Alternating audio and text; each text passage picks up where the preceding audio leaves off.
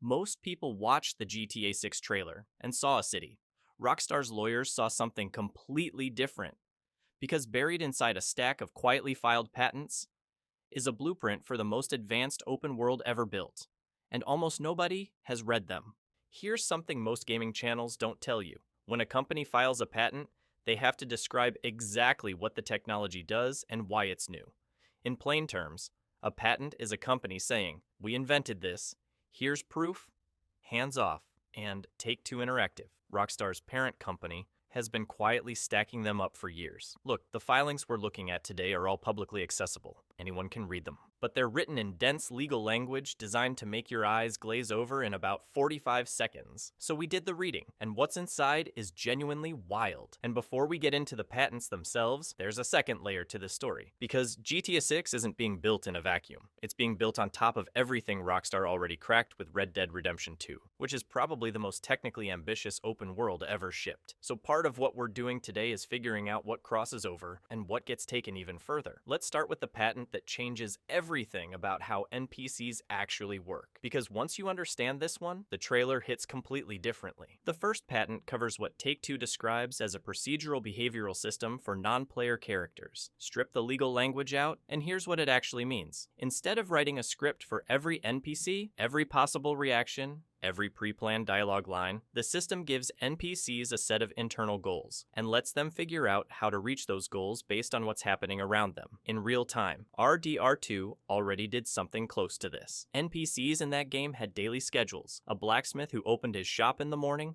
took lunch, and locked up at night, a drunk who showed up at the saloon every evening without fail. It felt real because it was. Those characters were running actual routines, not just spawning when you walked nearby. GTA 6 takes that foundation and scales it up to a full modern city, running thousands of those routines simultaneously. The patent goes further, though. It specifically describes NPCs adjusting their behavior based on environmental inputs, weather, nearby events, time of day, and, crucially, the player's history in that area, meaning an NPC doesn't just react to what's happening right now. They react based on context they've been accumulating. That's a fundamentally different kind of AI than anything in a GTA game before, right? If this kind of deep breakdown is your thing, subscribe and drop a like.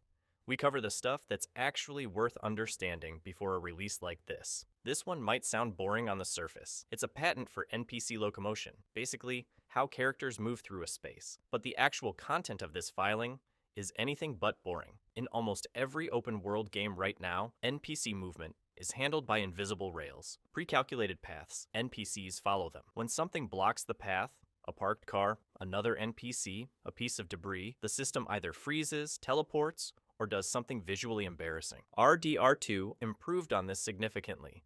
Characters moved around obstacles more naturally, and horses were treated as actual physical objects in the crowd simulation.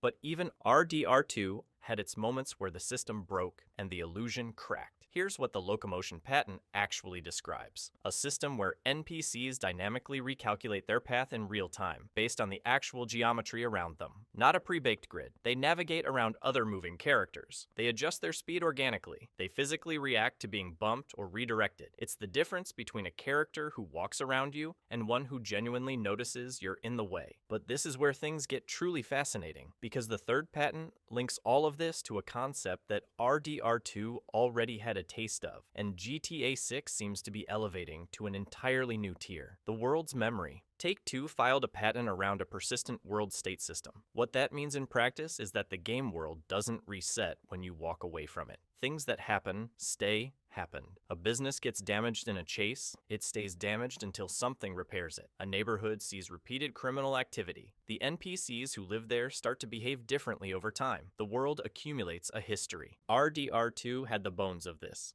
Your camp upgraded based on your contributions. Towns would bar you entry based on your wanted level. Strangers you'd wronged in Chapter 2 would reappear in Chapter 4. It felt personal in a way most games never achieve. GTA 6 seems to be building a version of this at city scale, not just for the player's actions, but for the world itself. Economic conditions change, neighborhoods shift, and your two protagonists, Jason and Lucia, apparently have independent reputation tracks, meaning the city doesn't just remember what happened, it remembers who did did it. Think about it. What does that actually mean for immersion? You're not navigating a theme park that resets every night. You're navigating a place with a living history that you're part of writing. There's one more piece to this, and it might be the most underrated thing Rockstar's bringing over from RDR2. It has nothing to do with AI or patents. It has to do with how the world feels when nothing is happening. Give me 90 seconds. One of RDR2's most underappreciated achievements was its ambient world design, the moments between the missions, a thunderstorm rolling over the mountains, a stranger burying something at the side of a road, and refusing to explain. Two NPCs having a full argument about something completely unrelated to you. None of it was scripted for you. It just existed. And finding it felt like discovering something real. GTA 5 mostly didn't have this. The city looked alive from a distance. Up close, it was a loop, the ambient storytelling, the sense that the world has stories running without you. It just wasn't there at the same level. What we can see in GTA 6's trailer suggests Rockstar is bringing that RDR2 approach directly into Vice City's DNA. Background conversations happening mid-street, people reacting to each other, not just to the player. A city that seems to have opinions and grudges and routines that exist, whether you show up or not. That's an attitude toward world building, not just a technical feature, and it might be the most important thing that crosses over. Here's the bottom line. The patents tell you what Rockstar is building. RDR2 tells you how serious they are about building it, and the trailer tells you they're actually pulling it off. Behavioral AI that lets NPCs think. A locomotion system that lets them move like real people. A persistent world that holds on to everything that happens in it. Stack those three things on top of everything RDR2 already proved was possible, and you're not looking at a game anymore. You're looking at the new standard, and every open world that comes after it is going to have to answer for the gap. GTA 6 isn't just the next Rockstar game. It's the reason the next decade of open world design looks completely different.